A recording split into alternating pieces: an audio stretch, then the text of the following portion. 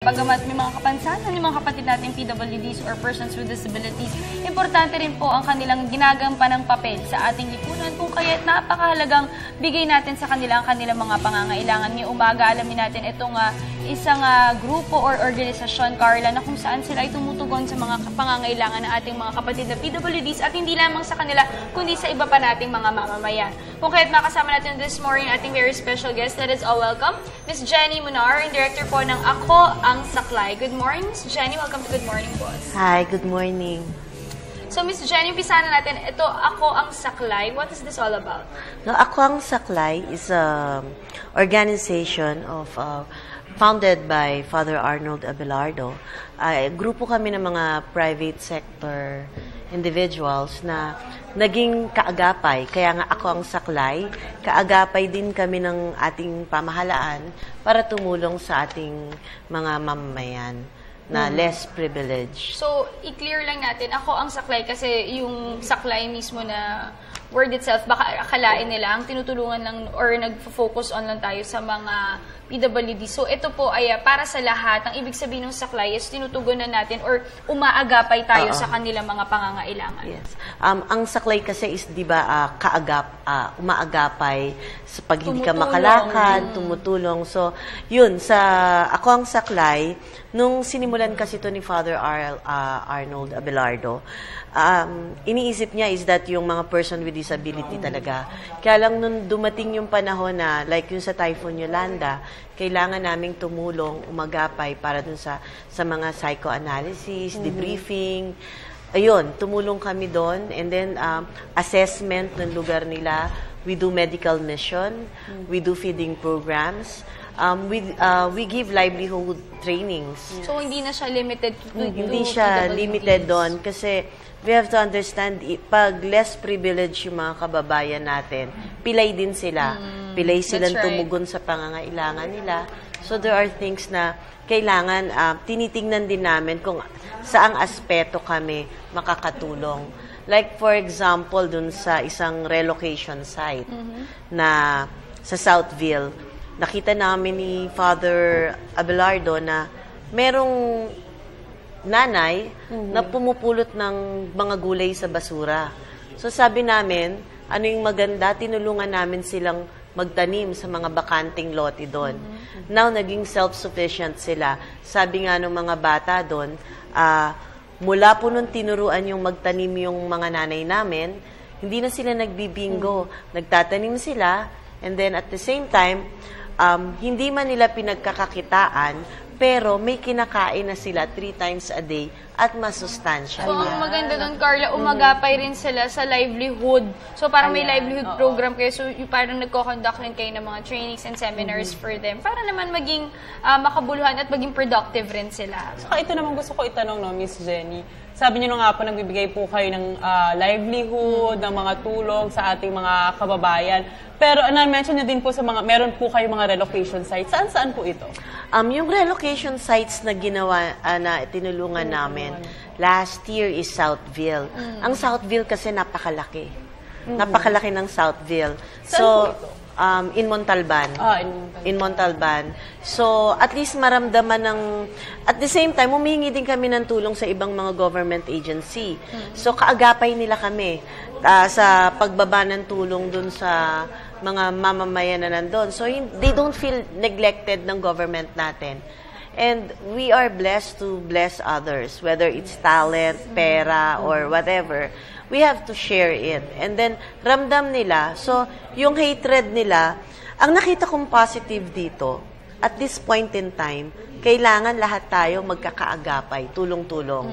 This is the only country that we have. Kung hindi natin tutulungan yung bayan natin, san pa? San pa tutungo to?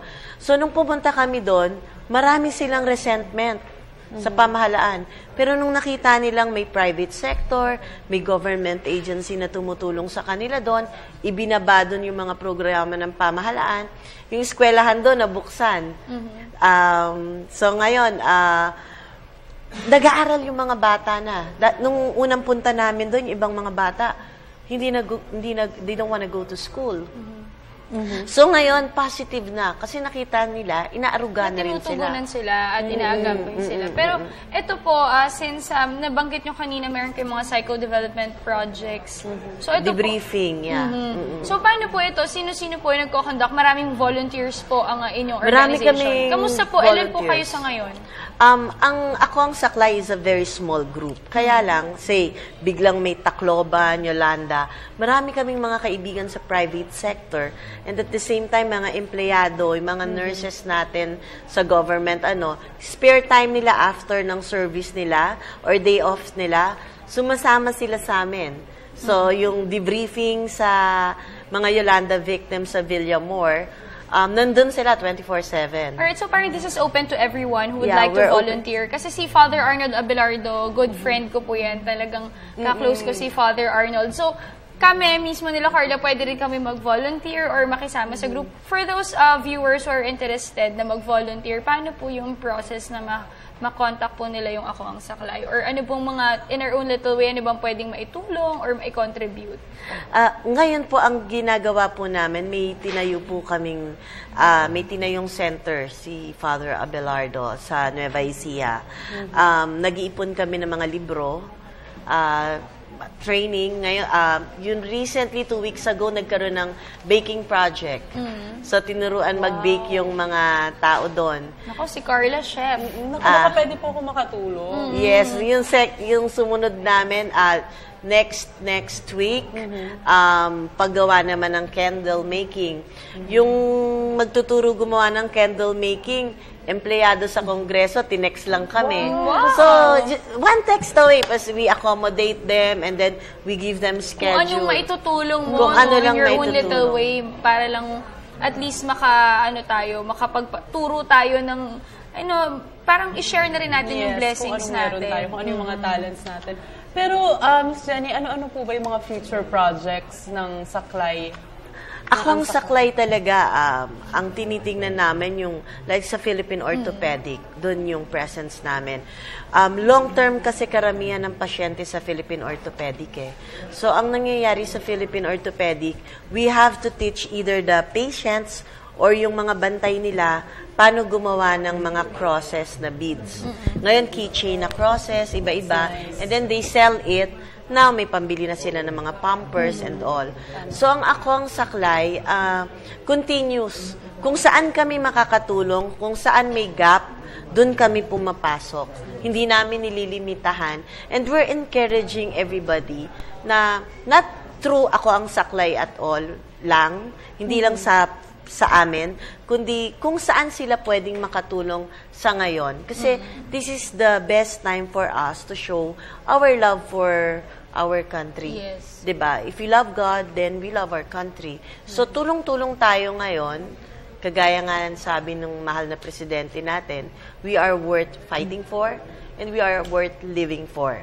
So we live also for others. Alright, Miss Jenny, alam naman natin, nabanggit nyo kanina na tulong-tulong. Tulong-tulong din po ba tayo sa funding or yung budget ng organization natin? At saan po ito nanggagaling usually? Sa mga private sectors din po ba? Actually, we're really blessed kasi private sector, even the government sector. Si Father Arnold, maraming kaibigan sa government sector. Yan, alam mo naman yan. So, at least nakakatulong. Nakakatulong talaga kasi minsan, kulang din naman sa manpower yung pamahalaan natin, resources. So, minsan ang Ako Ang Saklay, say may kailangan ng DSWD, nandun din kami, umaagapay sa kanila. Like nung Typhoon Yolanda. Sa mga local government agencies, nakiki-tie up rin po tayo. Nung Typhoon Yolanda, kailangan nila ng mga debriefer. Si Father Arnold nasa Tacloban, ako nasa Villamor.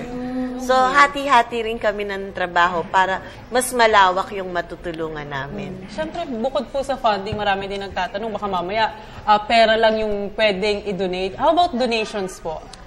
Actually, sa ngayon po kasi, medyo maingat kami dun sa pag-accept ng donations. So, more of volunteers. More on volunteers talaga. kami ngayon. And yung say, candle making. So yun, may nagbibigay sa amin ng mga materials for that. Tapos, yung sa baking, Yung sa baking, may mga nag-donate din ng mga materials and equipments that we need. Pati mga ingredients, may mga nag-donate din. So, yung sa mga beads. Yung sa beads lang kasi, sa bead making, naging self-sufficient na yung mga tao.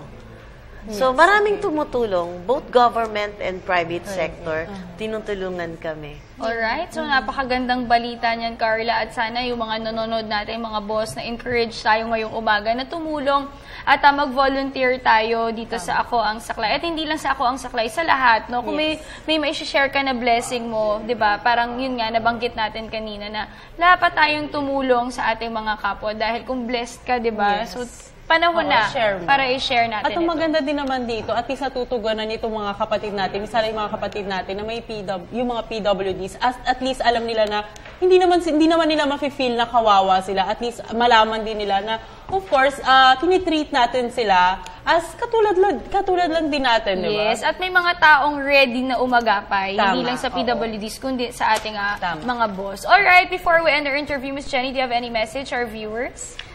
We're encouraging everybody to help in our own little way, through Ako Ang Saklay, or kahit saan po. Hindi naman po material na bagay lang, yung oras po natin at yung talent po natin. Alright, thank you so much for joining us this morning. That was Ms. Jenny Munar, ang director po ng Ako Ang Saklay. Siyempre, Dayan at Ms. Jenny, tuloy-tuloy pa rin po ang talakayan at balitaan sa pagbabalik ng Good Morning Mo.